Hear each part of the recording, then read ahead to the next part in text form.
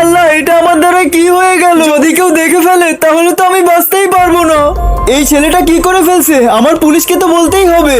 ছোট ভাইয়া তুমি? হ্যাঁ আমি। তুই এখানে দাঁড়িয়ে কি করতেছিস? ভাইয়া একটা ছেলের হাতে একটা ছুরি ছিল আর ওর হাতে রক্ত লাগানো ছিল, আমি সেটাই দেখতেছিলাম। কি, কোথায় গেছে ওই ছেলে? ওইদিকে পালিয়েছে, চল তাড়াতাড়ি। এটাই কি ওই ছেলে? হ্যাঁ এটাই ও, চল আমার সাথে। এই দাঁড়াও, আর তোমার হাতে কি আছে? কিছু না।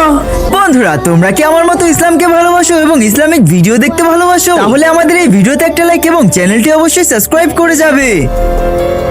রক্ত! এই ঘটনা যেখানে ঘটেছে আমাকে সেখানে নিয়ে চলো। এটাই আমার বাসা আর আমার এখানেই ভুলটা হয়েছে। ভিতরে চলো। বল কি করছিস তুই? ওই যে, এটা তো টমেটো সস। আমি এটা দিয়ে সসের বোতল খুলতেছিলাম, আমার হাত থেকে পড়ে গেছে। তাহলে তুই এত ভয় পাচ্ছিলি কেন? মা